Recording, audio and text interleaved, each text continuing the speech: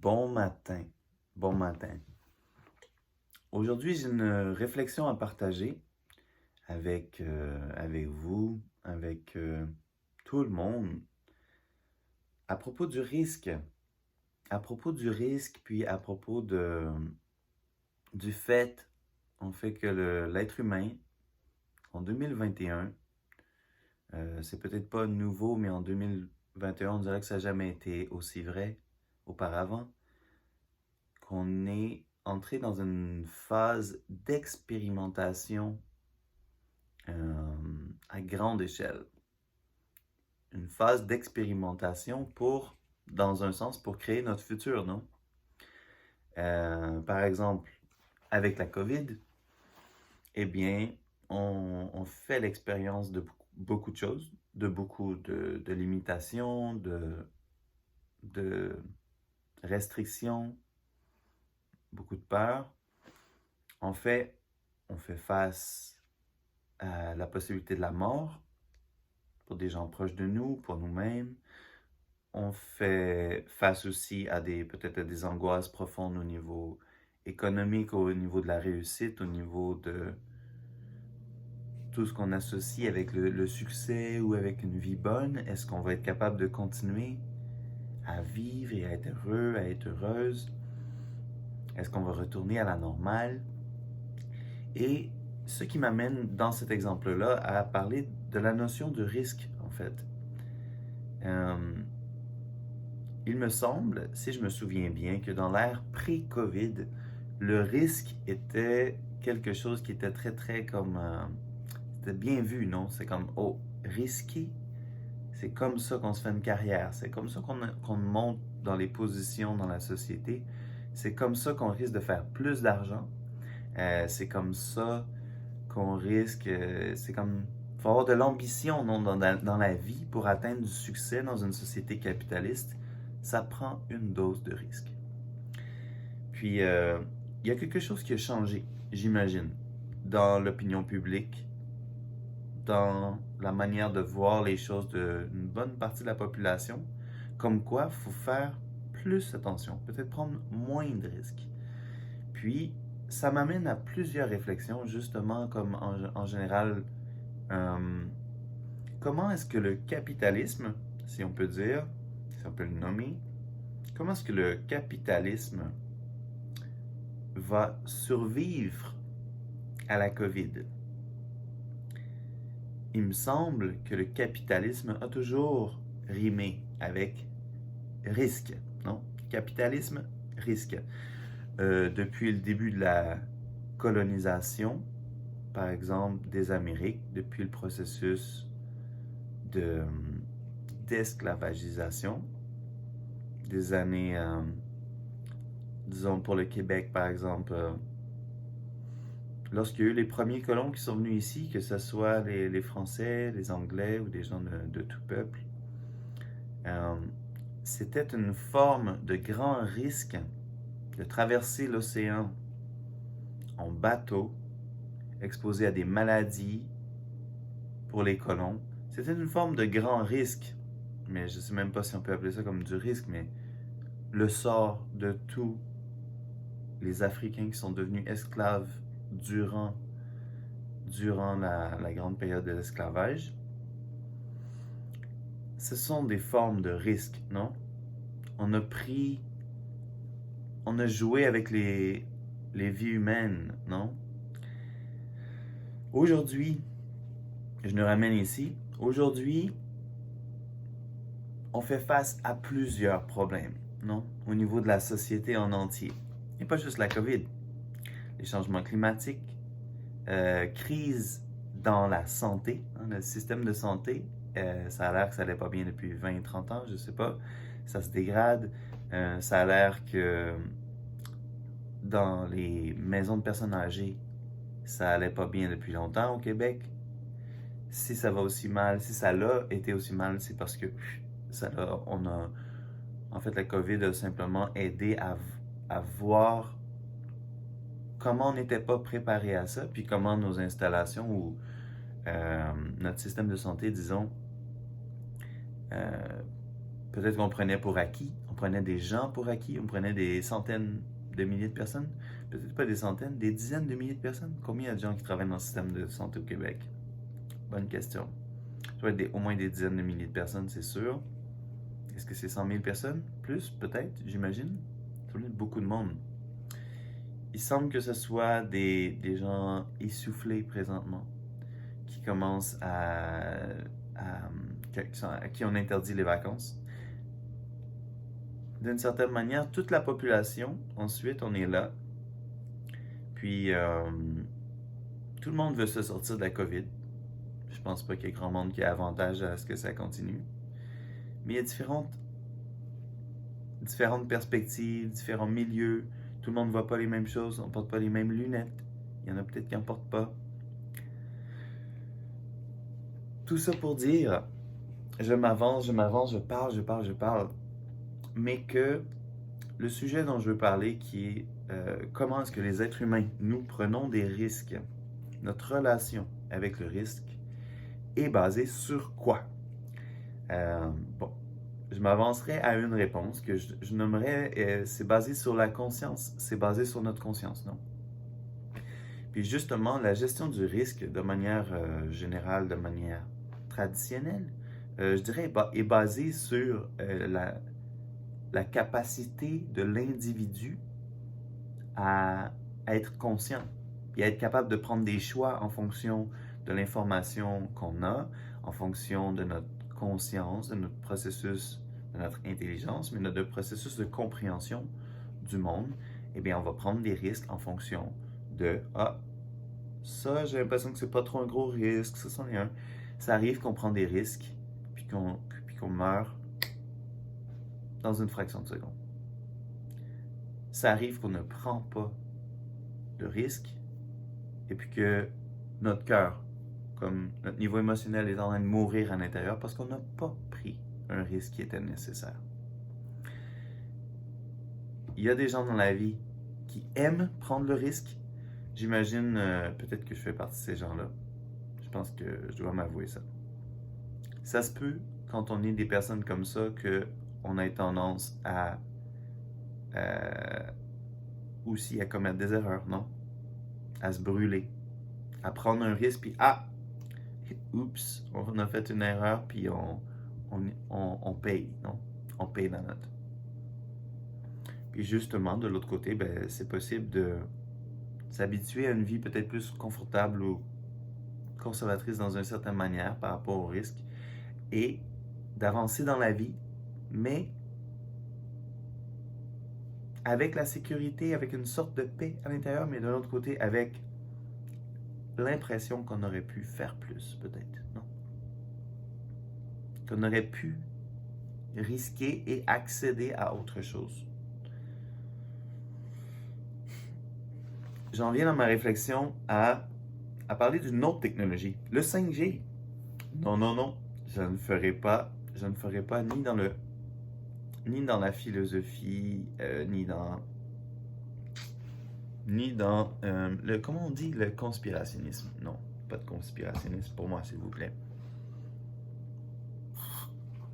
Mais je viens de regarder une vidéo d'une vingtaine de minutes d'une scientifique qui justement parle de manière neutre, dans le sens qu'elle se pose en tant que scientifique et non que politicienne ou non que... Elle n'est pas en train de nous dire quoi, qu'est-ce qui est bon.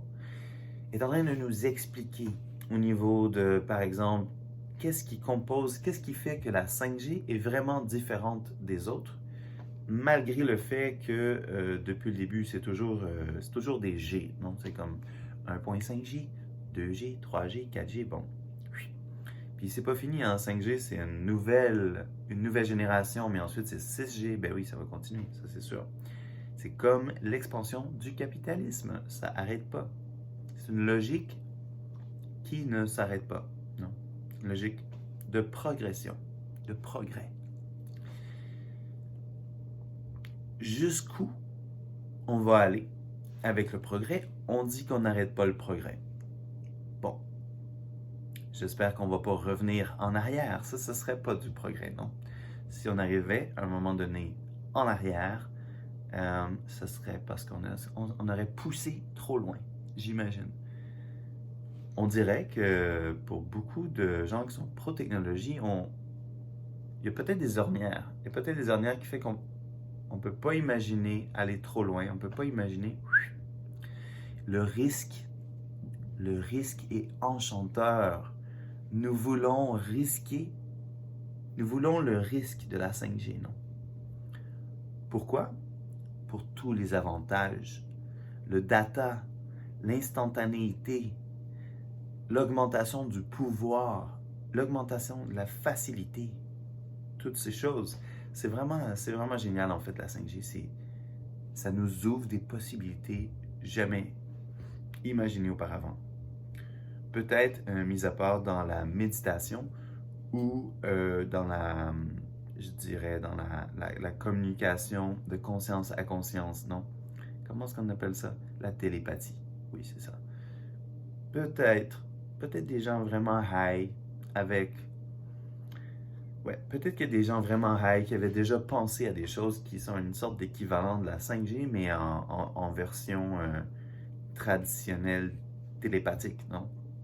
Bon, on va laisser ces gens-là tranquilles parce que il y en a de moins en moins, j'imagine, des télépathiques. On n'en entend pas vraiment parler. Peut-être qu'ils n'ont jamais existé, on n'a pas de preuves.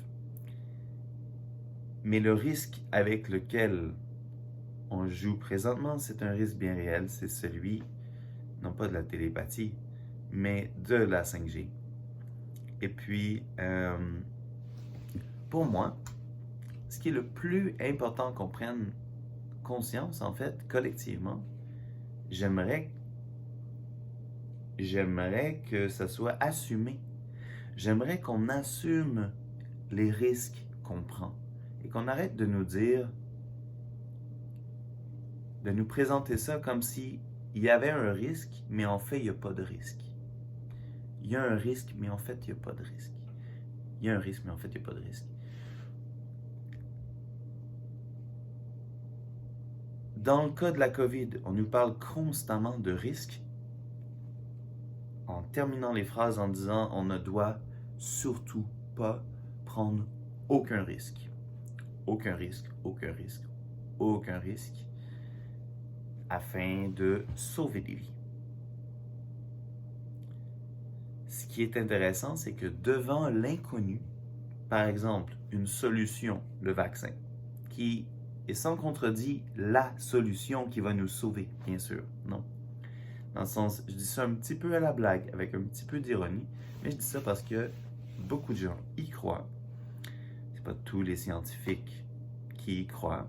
On est divisé dans la société scientifique, mais il y a un message qui sort du lot dans la communauté scientifique, dans la communauté politique, dans les médias, et la solution, c'est le vaccin.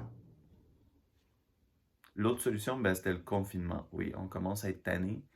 Tout le monde veut en sortir, puis on commence à comprendre que ça a beaucoup d'effets dommageables sur nous. Bon, qu'est-ce qu'on fait maintenant?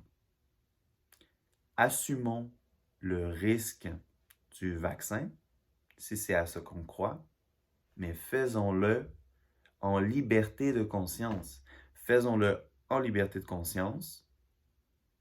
Faisons-le dans une collégialité dans laquelle, ensemble, on va se permettre d'être véridique, d'être authentique, de se parler. On va se permettre de ne pas être d'accord. On va se permettre d'entendre, sans prendre personnel, le vécu émotionnel d'une autre personne par rapport à son point de vue, son histoire, sa perspective. Parce qu'on a toutes des perspectives différentes. C'est sûr que si quelqu'un nous dit qu'il croit que son père est mort à cause de la 5G, mettons. Bon, même si on croit que c'est sûr, c'est faux. C'est sûr, c'est faux. C'est sûr, ça se peut pas.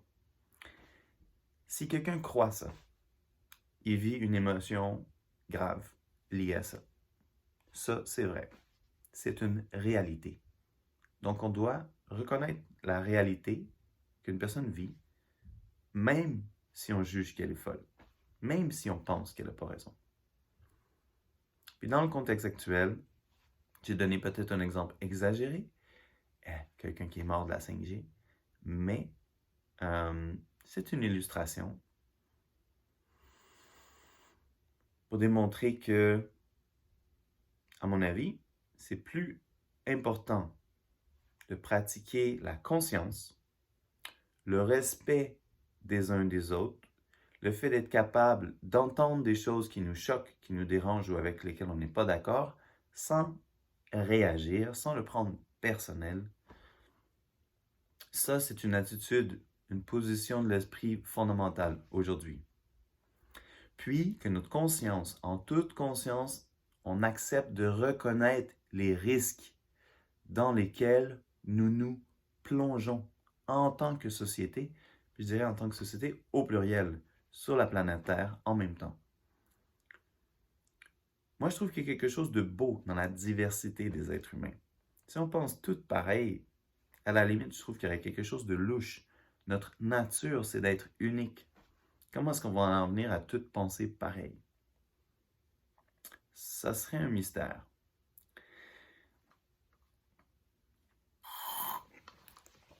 Je suis déjà à 16 minutes, je parle beaucoup.